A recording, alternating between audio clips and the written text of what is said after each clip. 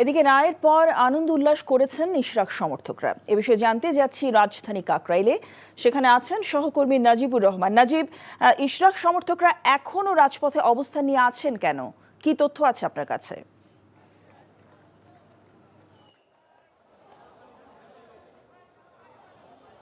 জসিন্তা, ইশরাকের পক্ষে রায় হওয়ার পর হাইকোর্টের যে রায়, সেই রায় পাওয়ার পরও কিন্তু অবস্থান নিয়েছেন এখানে ইশরাকের সমর্থকরা তথা বিএনপির অঙ্গ সংগঠনের নেতাকর্মীরা। তারা যে দাবিটি করছেন এখন, সেই দাবিটি হচ্ছে মেয়র কেন্দ্রিক নয়, সেটি হচ্ছে দুই উপদেষ্টার পদত্যাগ এবং একটি জাতীয় সরকার। এই জাতীয় নির্বাচন অর্থাৎ নির্বাচিত একটি সরকারের দাবিতেই কিন্তু তারা এই আন্দোলনটি চালিয়ে যাচ্ছেন। এবং আপনারা নিশ্চয়ই জানেন যে কিছুক্ষণ আগেই বিএনপি নেতা ইঞ্জিনিয়ার ইশরাক তার একটি সামাজিক যোগাযোগ মাধ্যমে এই বার্তাটি দিয়েছেন যে মেয়র পদের যেই রায় তিনি তার পক্ষে পেয়েছেন, তারপরেও তার যেই দাবি, সেই দাবিটি হচ্ছে দুই উপদেষ্টার পদত্যাগ। এবং আমার পেছনে নিশ্চয়ই দেখতে পাচ্ছেন যে বিএনপির অঙ্গ সংগঠনের নেতারা সেই স্লোগানই কিন্তু তারা দিচ্ছেন।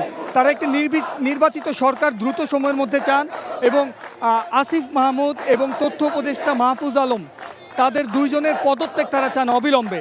এবং এই দাবি আদায় না হওয়া পর্যন্ত কিন্তু তারা এখানে অবস্থান কর্মসূচি পালন করার সিদ্ধান্তের কথা এখনও পর্যন্ত জানিয়েছেন।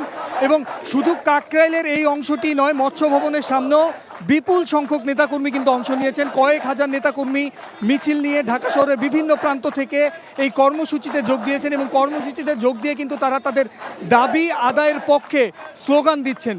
অর্থাৎ আপনাদেরকে বলা যায় যে ইঞ্জিনিয়ার ইশরাক হোসেনের বার্তা পেয়ে এবং বিএনপির নীতি নির্ধারণী পর্যায় থেকে সুনির্দিষ্ট নির্দেশনা না দেওয়া পর্যন্ত হয়তো এই আন্দোলন চলবে এবং উপদেষ্টাদের পদত্যাগ না হওয়া পর্যন্ত আন্দোলন চলবে, এমনটি তারা আমাদেরকে জানিয়েছেন। তো এই ছিল আমার কাছে সর্বশেষ। জসিন্তা, জানছিলাম ইশরাক সমর্থকদের খবর। এই ঈদে জামা জুতো অ্যাক্সেসরিজের ডিসকাউন্ট।